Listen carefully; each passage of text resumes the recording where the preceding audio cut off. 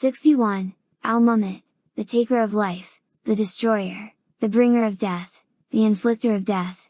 Al-Mumit is one of the 99 names of Allah, God, mentioned in Islamic tradition. Allah subhanahu wa ta'ala is Al-Mumit, in Arabic, Al-Mumiyatu, meaning the one who gives life and the one who takes it away. He ordains who will become lifeless, eventually, we all return to him. Al-Mumit is an Arabic name that translates to the destroyer or the bringer of death in English. This name emphasizes the power and authority of Allah over life and death. It signifies that Allah has control over all aspects of existence and has the ability to give and take life. In Islamic theology, the belief in Al-Mumit serves as a reminder of the temporary nature of life and the importance of recognizing the unlimited power of Allah. From the root mim vav ta, mim wa ta, which has the following classical Arabic connotations. To die, pass away, burn out, be lifeless, to be quiet, still, calm, to be inanimate, to be deprived of sensation, to be spiritually dead, lacking spiritual life. The names Al-Muhayy and Al-Mumit are often mentioned together for their contrasting nature. Al-Muhayy is the bestower of life, and Al-Mumit is the bringer of death. These two attributes are not shared with anyone and are reserved for Allah subhanahu wa ta'ala alone.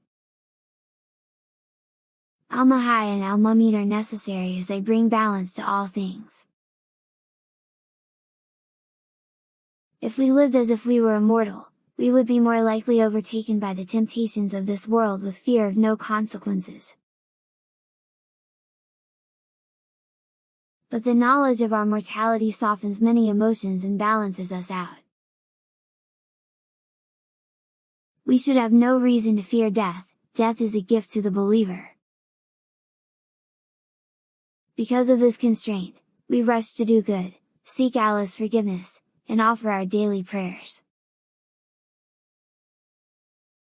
The duality of life and death is created by Al-Muhayy and Al-Mumit, which maintains this essential balance.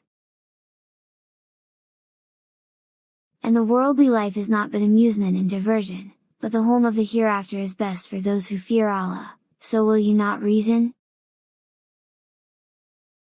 Quran 6:32. These verses from the Quran do not include the name Al-Mumit but help us understand the quality of being called the Slayer.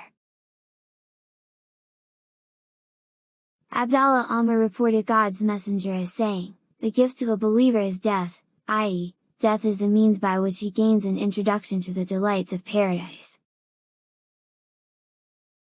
Death is a state of being for living things. It does not mean non-existence or nothingness. It exists as another state from which our lives transcend.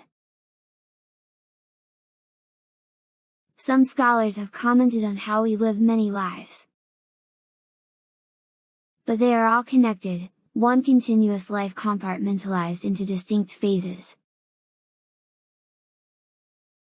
We have the life of this world, Hayat al-Dunya, life of the grave, Hayat al-Qabr, life of the interworld, Hayat al-Barzakh, the life of the day resurrection, Hayat al-Qiyamah.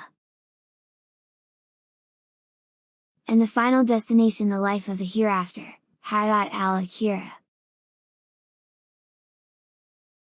And for every nation is a specified term.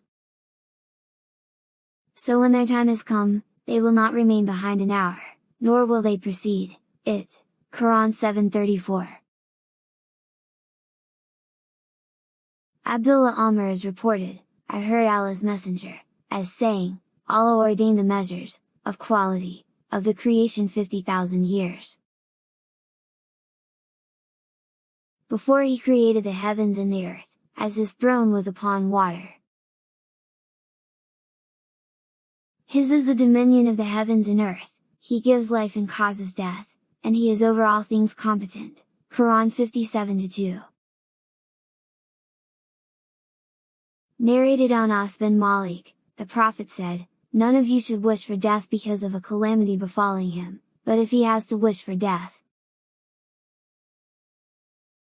he should say, "O Allah, keep me alive as long as life is better for me, and let me die if death is better for me." The Prophet tells us to avoid making statements that shows displeasure with the decree of Allah subhanahu wa ta'ala. We should avoid jokingly or sarcastically saying, "I would like nothing more than to just die."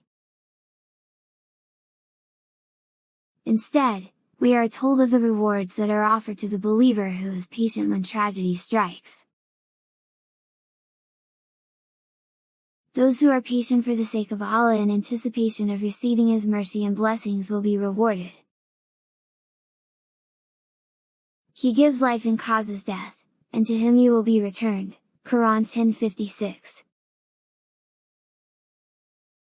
Allah subhanahu wa ta'ala is the one who gives, al-Mahai, and takes, al-Mumit. To Allah subhanahu wa ta'ala belong all things when He causes them to return.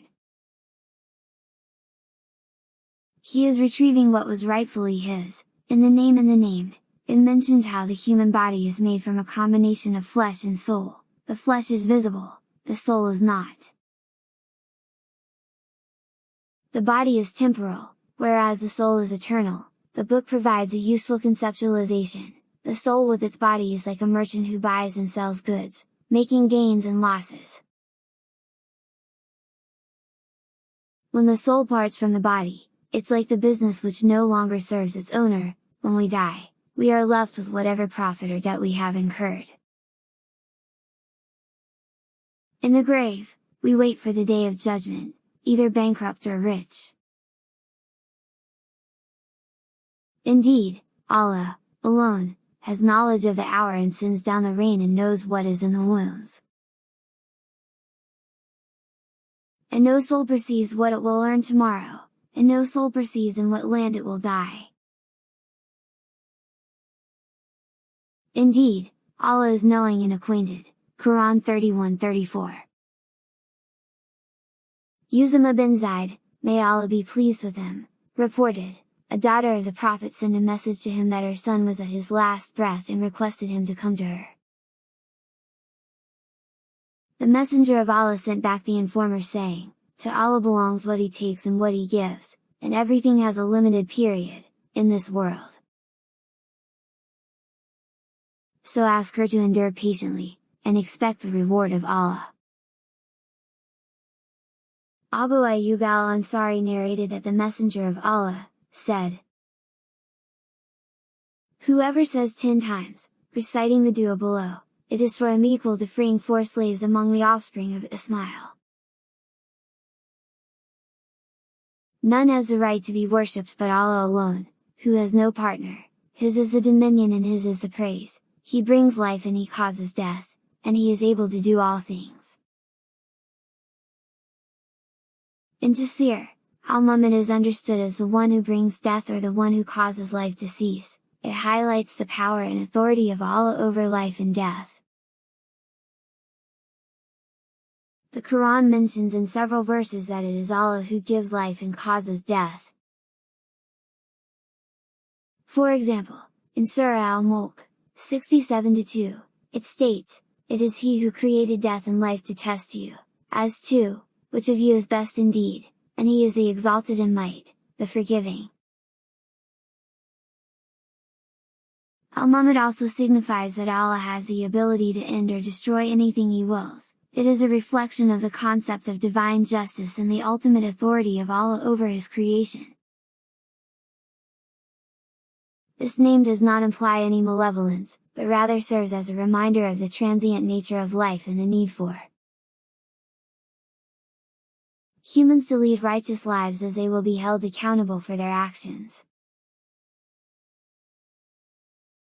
It reminds individuals to seek forgiveness, engage in good deeds, and prepare for the afterlife. It is a call for believers to remember the impermanence of this world and to focus on building a relationship with Allah that would lead to eternal success in the hereafter.